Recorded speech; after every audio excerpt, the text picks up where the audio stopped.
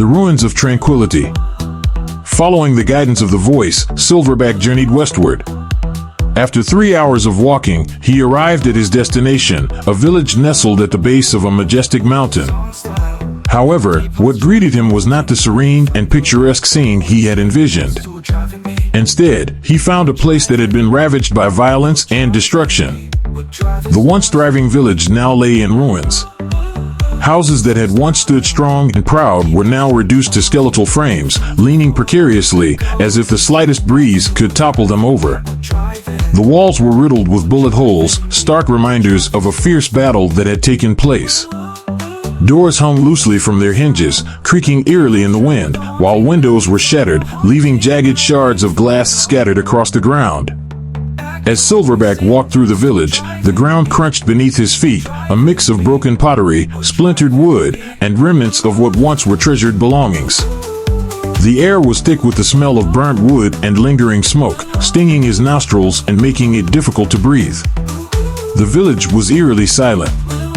The only sounds were the distant calls of birds and the rustling of leaves in the wind. Silverback's heart grew heavy as he took in the desolation around him. This place, once filled with life and laughter, now stood as a haunting testament to the horrors of the gang war.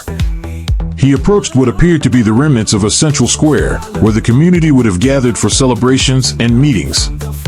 Now, it was littered with debris, and the fountain that had likely once been a source of joy was dry and cracked, with pieces of stone lying scattered around it. Silverback's eyes caught sight of a charred teddy bear, half buried in the rubble.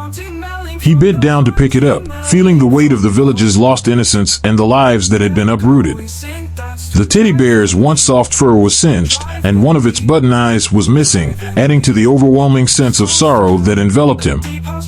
As he continued to explore, he noticed signs of hurried departures, doors left wide open, personal items abandoned in the streets, and vehicles with their doors ajar, as if their owners had fled in a panic. The more he saw, the more the magnitude of the tragedy became apparent. Silverback's mind raced with questions. Who could have done this? What had the villagers done to deserve such brutality? The voice in his head, usually a source of guidance, was silent, leaving him alone with his thoughts and the oppressive weight of the destruction around him.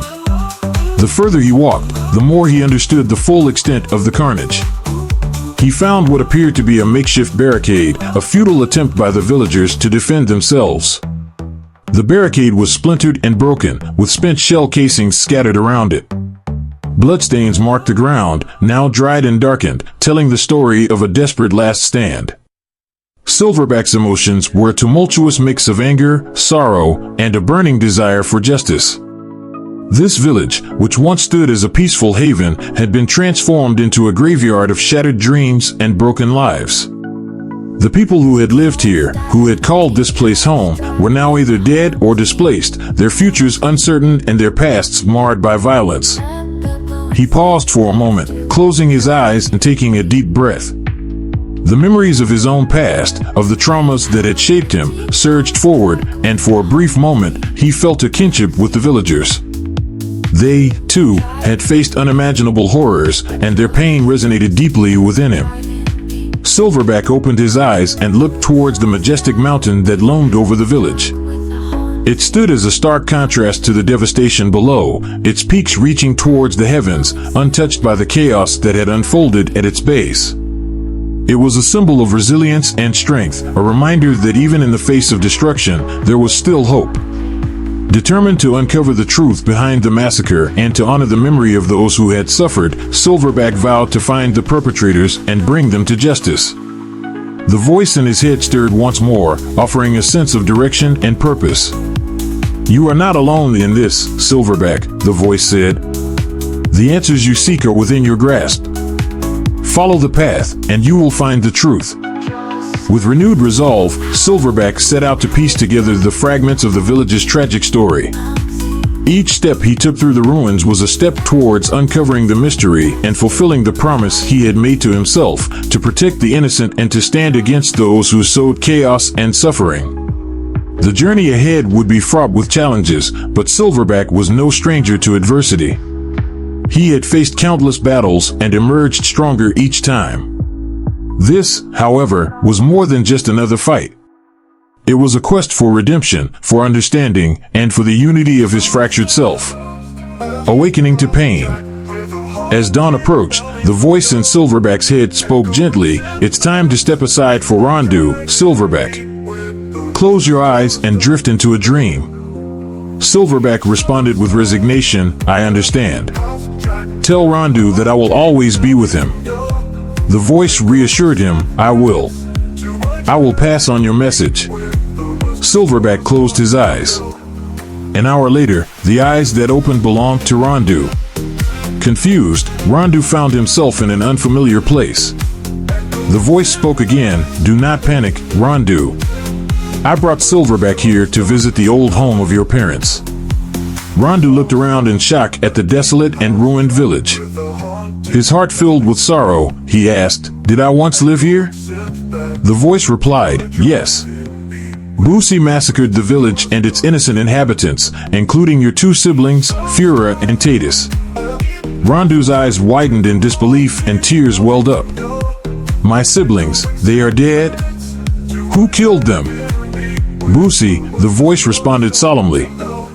"Busi, the leader of the cunning hyena gang. The deaths of your siblings were gruesome. They were tied up and shot from both the front and the back, ensuring excruciating pain. But your siblings were true warriors. They did not show fear or pain as death approached." Rondu's heart ached unbearably at this revelation. The world around him seemed to close in, and his mind swirled with grief and anger. The weight of this newfound knowledge was almost too much to bear. Standing amidst the ruins, Rondu felt a torrent of emotions surge through him. The village that had once been a haven of peace and family had been reduced to a barren wasteland. The realization that he had lost not only his home but also his beloved siblings to such senseless violence tore at his soul. His thoughts raced back to fleeting memories of Fura and Tatus, glimpses of their laughter, their playful arguments, and their boundless energy. He remembered their dreams and aspirations, now cruelly extinguished. The pain of their loss cut deep, each breath a reminder of the agony they endured. The voice in his head continued, "Fura and Tatus faced their fate with bravery. They did not show fear. They accepted their deaths with courage." Rondu clenched his fists, feeling a mixture of pride in their bravery and sorrow for their suffering. "They didn't deserve this," he whispered, his voice breaking. "They were just children." The voice was soothing yet firm. "Their spirits are at peace now. They want you to find peace too, Rondu. To honor their memory by living on and finding justice." As Rondu stood there, tears streaming down his face, he felt the overwhelming need to do something, anything, to make sense of the chaos. The grief was a storm within him, but within the eye of that storm, there was a clarity, a resolve to seek justice for his siblings and to prevent such horrors from happening again. "Why didn't I remember them sooner?" Rondu asked, his voice filled with regret. "Why couldn't I protect them?" "Your memory was fractured by trauma and pain," the voice explained. "But now, as you begin to heal, the pieces are coming together. You couldn't protect them then, but you can honor them now." Rondu took a deep breath, feeling the weight of responsibility settle on his shoulders. He knew that he could not change the past, but he could fight for a better future, a future where such senseless violence would not be tolerated.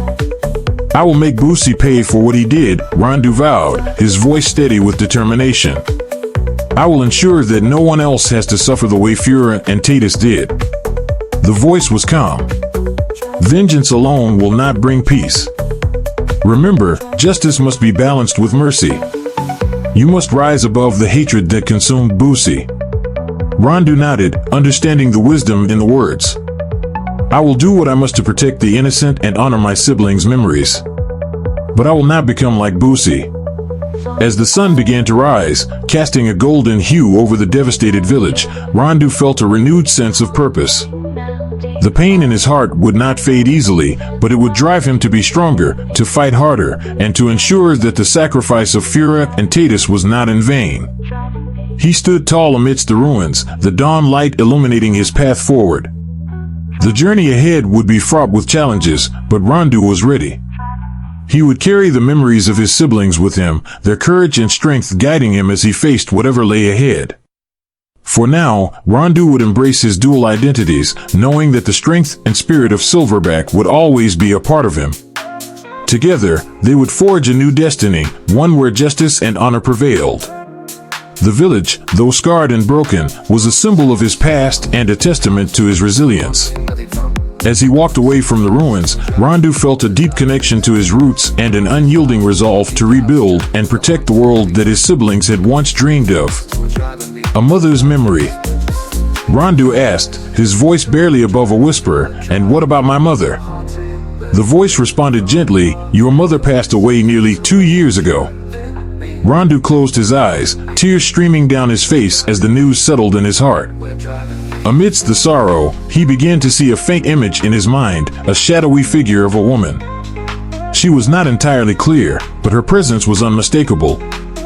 This ethereal vision of his mother, Durika, filled him with a sense of warmth and comfort.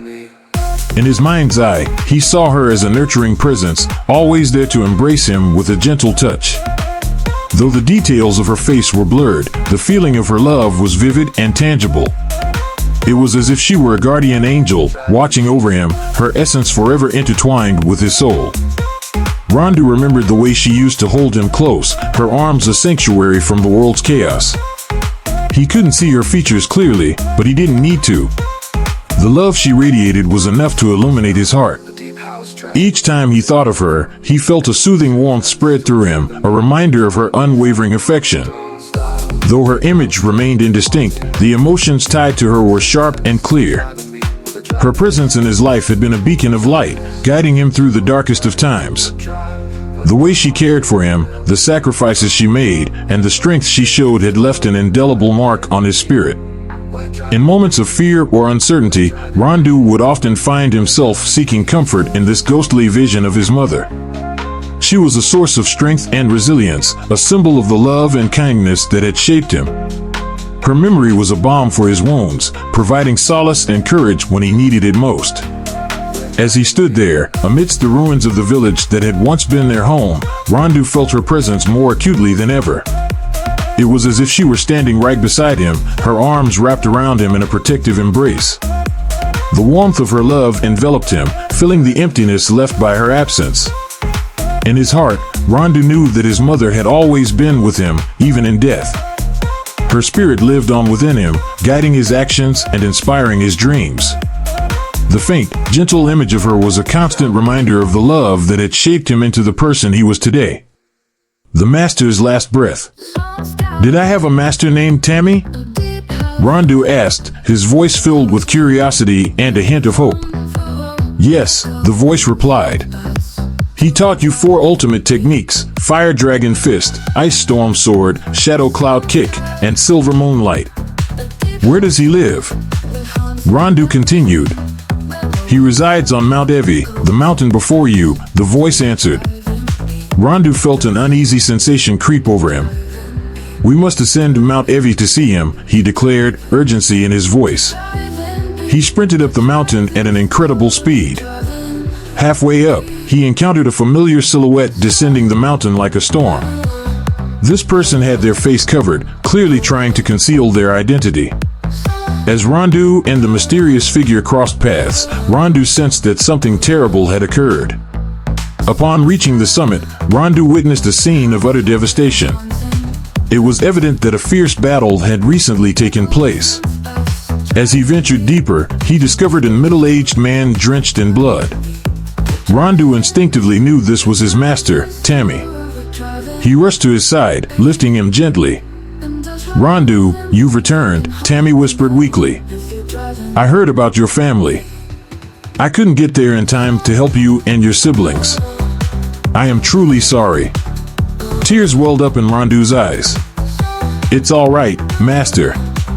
It's been over a year now. Please don't burden yourself with guilt." Tammy grasped Rondu's hand tightly and whispered, "Remember what I taught you. The Flower Storm Fist has incredible potential. You must perfect it, unlike me." With those words, Tammy's mouth filled with blood. "Who did this to you?" Rondu asked, his voice trembling with worry. Barely able to speak, Tammy tried to say, Su, before succumbing to his injuries. Rondu's heart shattered as he held his beloved master in his arms. Tears streamed down his face as he mourned the loss. It seemed that everyone dear to him was being taken away, one by one. The bond Rondu shared with his master was profound. Tammy had been more than just a teacher. He was a guiding light in Rondu's life, a father figure who had imparted wisdom, strength, and the values of honor and resilience. Tammy's teachings had not only shaped Rondu's martial prowess, but had also influenced his character and outlook on life. The thought of losing such a significant figure filled Rondu with an unbearable sorrow. As Rondu cradled his master's lifeless body, memories of their time together flooded his mind. He remembered the rigorous training sessions, the gentle corrections, the stories Tammy shared about the martial arts legends, and the moments of quiet reflection under the starlit sky. Each memory was a testament to the deep respect and affection he held for Tammy. The pain of this loss was almost too much to bear. Rondu had already endured the deaths of his siblings and his mother, and now his master lay dead in his arms. It felt as though fate was determined to strip him of everyone he loved. The sense of isolation and grief threatened to overwhelm him, but amidst the tears and heartache, a steely resolve began to form. He would honor his master's final wishes. He would perfect the Flower Storm Fist and ensure that Tammy's legacy lived on through him. The path ahead would be fraught with challenges and dangers, but Rondu knew that he had to persevere. His master's teachings would guide him, and the memories of those he had lost would fuel his determination. Rondu stayed by Tammy's side for what felt like an eternity, his tears mingling with the blood-soaked ground. He vowed to avenge his master and uncover the truth behind the mysterious assailant. As he stood up, a sense of purpose filled him. He was no longer just Rondu or Silverback. He was the embodiment of the teachings and sacrifices of those who had come before him. With a heavy heart but unwavering resolve, Rondu prepared to continue his journey. He would face whatever challenges lay ahead, armed with the knowledge and strength imparted by his master. Tammy's spirit would live on within him, a guiding force as he navigated the treacherous path of the martial world. 1 hour ago. An hour before Rondu's arrival, Tammy was practicing martial arts when he heard footsteps ascending the mountain. Assuming it was Rondu, he felt a surge of joy. It had been a long time since Rondu had visited. But Tammy's joy turned into astonishment when he saw a familiar figure approaching. It was not Rondu, but Suni, his senior brother. As Suni approached, he greeted, "It's been over 10 years since we last met. How have you been, junior brother?" Tammy replied cautiously, "Your visit surely signifies a matter of great importance." Suni continued, "I remember more than 10 years ago, our game of Go ended without a victor. Today, I intend to finish that game with you." Realizing that Suni's visit could mean danger, Tammy remained composed and agreed to the game of Go. Both men knew that this was more than just a game. It was a prelude to a confrontation, a silent battle of wits and strategy. They sat across from each other, the Go board between them. The black and white stones gleamed under the dim light. Tammy made the first move, placing a black stone on the board. Suni followed with a white stone. Each move was deliberate, calculated, and intense. The early stages of the game were filled with calm but intense maneuvers. Each stone placed represented a strategic position, a potential threat, and a possible defense. The board gradually filled with black and white patterns, each indicating the balance of power between the two players. Suni made a bold move, placing a white stone in an aggressive position. Tammy countered with a calm but firm placement of a black stone, effectively blocking Suni's advance. The tension in the air was palpable. Both players were aware that each move carried significant weight. "Your strategies have improved, junior brother," Suni remarked, his voice devoid of emotion. "And so have yours, senior brother," Tammy responded, his focus unwavering. As the game progressed, their moves became more intricate. Suni launched a series of attacks, trying to encircle Tammy's black stones. Tammy defended skillfully, anticipating Suni's tactics. The board became a battlefield, each stone a warrior fighting for dominance. Midway through the game, the intensity heightened. Tammy saw an opportunity and executed a daring sequence of moves, capturing several of Suni's stones. Suni, unperturbed, quickly adapted and launched a counterattack. The game oscillated between offense and defense, each brother displaying remarkable skill and strategic depth. Their eyes met occasionally, each glance conveying unspoken words and hidden intentions. The Go board mirrored their internal struggle, a reflection of their conflicting wills. Both were aware that this game symbolized their impending confrontation, a silent acknowledgement of the inevitable clash. As the game neared its conclusion, the balance of power shifted constantly. Suni placed a white stone that threatened to turn the tide in his favor. Tammy responded with a brilliant move, securing a vital position and neutralizing Suni's advantage. The tension escalated, every move fraught with potential victory or defeat. Finally, the board was nearly full, the game reaching its climax. Tammy and Suni both saw the inevitable outcome. The game was a stalemate, a perfect representation of their evenly matched skills. Suni looked at the board and then at Tammy, a hint of a smile playing on his lips. "It seems we are still evenly matched, junior brother." Tammy nodded, a serene expression on his face. "Indeed, senior brother. It appears our battle is yet to be resolved." Suni's eyes narrowed slightly. "This game has always been more than just a game, hasn't it?" Tammy met his gaze steadily. "Yes, it has." With the game concluded, both men stood up, the silent understanding between them clear. The confrontation they had postponed was now imminent. The game of Go had been a prelude, a dance of strategy and intellect, but the real battle was about to begin. In the quiet moments that followed, Tammy felt a deep respect for his senior brother. Despite the impending conflict, their bond as martial artists and brothers remained unbroken. The game of Go had been a testament to their shared history, a silent dialogue between two warriors destined to clash. As they prepared for the inevitable battle, Tammy reflected on the significance of their encounter. The board was a battleground, each stone a symbol of their skill, strategy, and unspoken emotions. The silent encounter had ended, but the real confrontation was just beginning. The clash of shadows and fire. Tammy paused and looked at Suni, a question forming in his mind. "May I ask you something, senior brother?" Suni nodded. "Go ahead."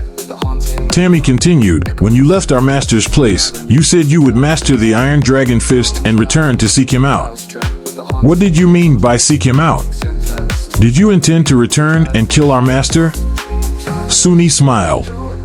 "No matter how ruthless I may be, I could never kill the man who enlightened me and opened the path of martial arts for me. When I said I would return, I meant to show him that I have succeeded in building my own empire. I am just a few steps away from conquering the entire gang world." Tammy asked, "Then why have you come to find me today?" Suni's smile turned enigmatic. "You know too much about me. Those who know too much about me must be eliminated. The name Suni no longer exists in this world. The game is over, and now I must kill you. Let's see how much you've improved over these 10 years. Without warning, Suni launched into his shadow cloud kick, raising his leg high and bringing it down towards Tammy's head. Tammy quickly retreated, narrowly avoiding the strike. Suni's kick shattered the Go board, sending black and white stones flying into the air like tiny stars, creating a shimmering silver rain in the dawn light. The stones clinked against each other like wind chimes, falling to the ground and forming a chaotic, colorful pattern. Following up immediately, Suni unleashed a powerful fire dragon fist aimed at Tammy. Tammy raised his arms to block, but the force of Suni's punch was immense, pushing him back over 2 meters. Tammy steadied himself, feeling the burning energy of Suni's attack reverberate through his body. Tammy responded with a fire dragon fist of his own, his fist glowing with fiery intensity. He charged forward, aiming for Suni's chest. Suni deftly sidestepped, countering with a quick succession of shadow cloud kicks. The speed and precision of his attacks were astonishing, but Tammy matched him move for move, their legs blurring as they exchanged kicks. The clash of their techniques was a spectacle to behold. Each fire dragon fist they exchanged sent shockwaves through the air, creating ripples of heat that distorted the morning light. Their shadow cloud kicks were a dance of shadows and light, their movements so fast they seemed to defy gravity. Sunni's Iron Dragon Fist struck like a hammer, but Tammy met it with his own Fire Dragon Fist, the impact creating a thunderous boom that echoed through the mountains. They leaped and spun, their kicks colliding mid-air with such force that sparks flew from their feet. The ground beneath them cracked and trembled under the weight of their powerful blows. Neither warrior gave an inch. Sunni's attacks were relentless, his fists and legs moving with the precision of a master. Tammy, however, was undeterred, his own techniques honed to perfection over years of rigorous training. They fought with an intensity that only true martial artists could understand, each seeking to test their limits and prove their superiority. Sunni aimed another shadow cloud kick at Tammy's head, but Tammy ducked and countered with a low sweep. Sunni jumped to avoid it, then came down with a crushing Fire Dragon Fist. Tammy rolled to the side, the ground where he had stood exploding in a shower of dirt and rocks. As they continued to trade blows, it became clear that their skills were evenly matched. Tammy's Fire Dragon Fist met Sunni's with equal force, their fists colliding in a blaze of fiery energy. Their shadow cloud kicks were a whirlwind of motion, each trying to find an opening in the other's defense. The battle raged on, neither able to gain a decisive advantage. They moved with the grace and speed of tigers, their movements fluid and deadly. Sunni's Iron Dragon Fist clashed with Tammy's Fire Dragon Fist in a final, spectacular collision, the resulting shockwave knocking both fighters back. The Iron Dragon Fist unleashed. The intensity of the battle between Sunni and Tammy had reached a boiling point. With every move, each martial artist tested the other's limits. But as the fight dragged on, Sunni decided it was time to reveal his trump card. "Watch closely, Tammy," Sunni said, his voice low and menacing. "I have mastered the Iron Dragon Fist." With those words, Sunni began to channel his internal power into his hands. His fists glowed with a fiery aura, the air around him becoming unbearably hot. He launched a punch at Tammy, the force of which made the very atmosphere seem to constrict. Tammy barely managed to evade the blow, but even so, the sheer force of it left him feeling dizzy. Without wasting a moment, he counterattacked with two powerful Fire Dragon Fists. As his fists neared Sunni, it felt as though they were striking an impenetrable steel wall. The impact of their internal power clashing sent Tammy stumbling backwards, coughing up blood. Sunni smiled confidently. "For over 10 years, I have been perfecting the Iron Dragon Fist. I have succeeded beyond our master's expectations. My body has become as tough as iron when I channel my energy. I can withstand any attack and any weapon. Now, it's my turn to attack you." Sunni charged forward, launching a barrage of Iron Dragon Fists. Tammy found himself overwhelmed, barely able to keep up with the relentless onslaught. Each punch carried the weight and force of an iron hammer, and despite his best efforts to block or dodge, Tammy was repeatedly struck. The power of Sunni's punches was unparalleled, and each hit sent shockwaves through Tammy's body. Feeling the pressure and the strength of Sunni's attacks, Tammy tried to find an opening, but Sunni's iron-like defense was impenetrable. Every punch that Tammy managed to block still sent reverberations through his arms, making them numb. The continuous impact began to take its toll on him, and his movements became slower and more labored. In a desperate attempt to turn the tide, Tammy gathered all his remaining energy and launched a final Fire Dragon Fist at Sunni. But Sunni, anticipating the move, met it head-on with his own Iron Dragon Fist. The collision of their powers was cataclysmic, sending a shockwave that shattered the ground around them. Tammy was thrown back, landing hard on the ground. He struggled to get up, but his body was weakened, and his vision blurred. Sunni approached slowly, the aura of invincibility surrounding him. "Your Fire Dragon Fist is no match for my Iron Dragon Fist, Tammy. Our master would be proud of my transformation, but it's time for you to accept defeat." With those words, Sunni unleashed another flurry of Iron Dragon Fists. Tammy, weakened and unable to mount an effective defense, took the brunt of the attacks. Each blow felt like it was breaking him apart from the inside out. His legs gave way, and he fell to his knees, blood dripping from his mouth. Sunni stood over him, victorious. "You fought well, Tammy, but this is the end." Tammy, barely conscious, looked up at Sunni. "You may have won this battle, Sunni, but the true essence of martial arts is not just about power and dominance. It's about balance, honor, and respect." Sunni sneered. "Those are the words of the weak. The strong survive and rule. That is the only truth in this world." With one final punch, Sunni sent Tammy crashing to the ground, unconscious. The battle was over, and Sunni had proven his superiority with the devastating power of the Iron Dragon Fist. As he looked down at his fallen opponent, a fleeting shadow of regret passed through his eyes, but it was quickly replaced by the cold determination of a warrior who had embraced his path. Sunni turned and walked away, leaving Tammy to recover or perish on his own. The legacy of the Fire Dragon Fist had been overshadowed by the iron might of Sunni's new technique. The mountain stood silent witness to the clash of two titans, the echoes of their battle reverberating through the ages.